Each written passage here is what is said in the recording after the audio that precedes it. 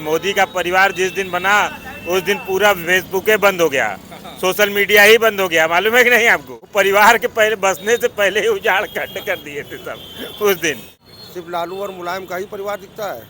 जब जब चुनाव आता है तो ये परिवारवाद का नारा लगाते हैं। जैसे ही लिखना है मैं भी परिवार, मैं भी परिवार, मैं भी चौकीदार, मैं भी चौकीदार, आज सारा चोरी हो जा रहा है। अरे परिवार होना और परिवार को चलाना और परिवार को देखना बड़ा अंतर होता है। अगर उनके परिवार में अगर उनकी माता जी गुजरती हैं, अगर वो बाल न बनाए, भले उनके पार्टी के लोग नहीं बोलते हैं, जो विपक्ष के लोग हैं वो तो बोलेंगे। जैसे चौकीदार करने से तो कहीं चोरी नहीं होगा। कहाँ से आ गया 1000 किलो RDX? प्रधानमंत्री के संसदीय क्षेत्र में एक ही परिवार को 30 साल से वोट दिया जा रहा है। क्या प्रधानमंत्री जी को वो क्षेत्र नहीं दिखता, वो परिवारवाद नहीं दिखता? प्रधानमंत्री नरेंद्र मोदी के संसदीय क्षेत्र बनारस में इस वक्त मौजूद हैं।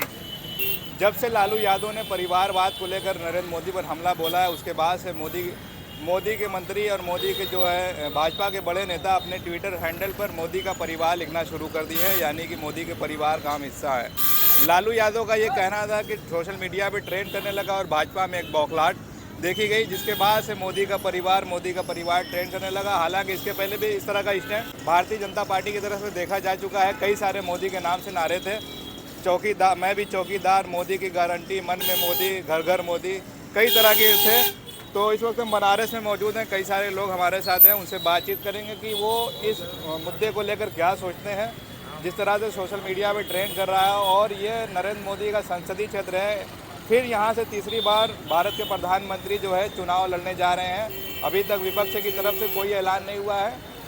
आइए बात करते हैं। क्या नाम है सर आपका? मेरा नाम नवीन मिश्रा है। नवीन जी, ये बताइए कि आपने भी सोशल मीडिया पे देखा होगा कि मोदी का परिवार बड़ा ट्रेंड कर रहा है। लालू यादव ने जब से हमला बोला है, इतना बड़ा ट्रेंड अब कर रहा है कि हर कोई मोदी का परिवार हो गया। आप भी हैं क्या? मैं आपको एक बात बता दे रहा हूँ कि मोदी का परिवार पहले चौकीदार हुआ करते थे, बहुत सारी चीज़ें हुआ, गारंटी हुआ करती थी। मोदी का परिवार जिस दिन बना उस दिन पूरा फेसबुक बंद हो गया, सोशल मीडिया ही बंद हो गया। मालूम है कि नहीं आपको? वो परिवार के पहले बसने से पहले ही उजाड़ खंड कर दिए थे सब उस दिन। पूरी बनारस की मैं आपको बता रहा हूँ कि जितने भी फेसबुक वो थे, जो जैसे ही लिखना है मैं भी परिवार, मैं भी परिवार, मैं भी चौकीदार, मैं भी चौकीदार, आज सारा चोरी हो जा रहा है।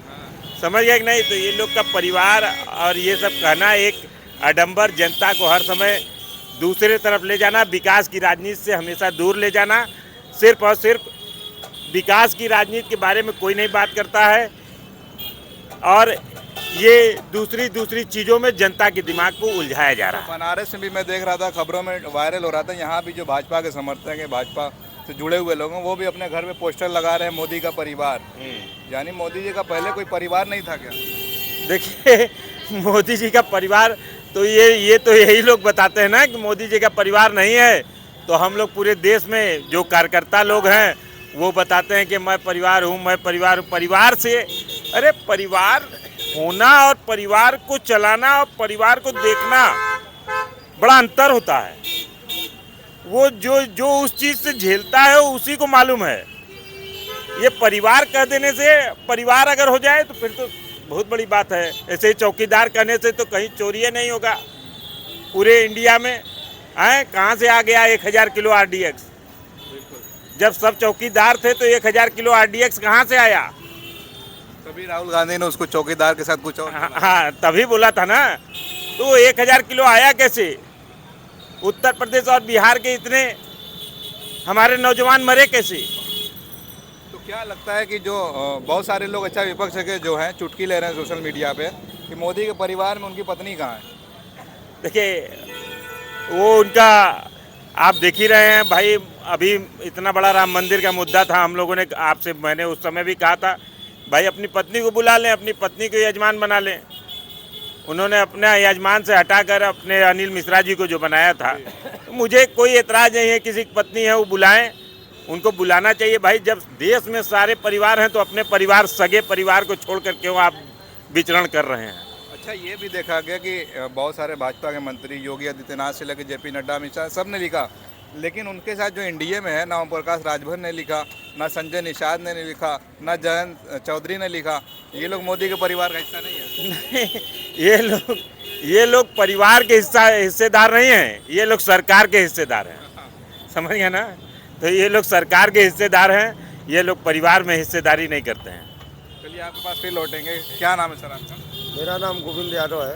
गोविंद जी, आपने भी देखा होगा कि मोदी का परिवार बड़ा ट्रेंड कर रहा है, आप कैसे देखते हैं इसको? जब जब चुनाव आता है तो ये लोग परिवारवाद की बात करते हैं। और सबसे खास बात यह है कि हम लोग प्रधानमंत्री जी के संसदीय क्षेत्र के रहने वाले हैं और प्रधानमंत्री के संसदीय क्षेत्र में एक ही परिवार को 30 साल से वोट दिया जा रहा है। क्या प्रधानमंत्री जी को वो क्षेत्र नहीं दिखता, वो परिवारवाद नहीं दिखता? सिर्फ लालू और मुलायम का ही परिवार दिखता है। जब जब चुनाव आता है तो ये परिवारवाद का नारा लगाते हैं। आप दूर न जाके अपने संसदीय क्षेत्र में एक ही परिवार को देखिए, 30 साल से वोट दिया जा रहा है।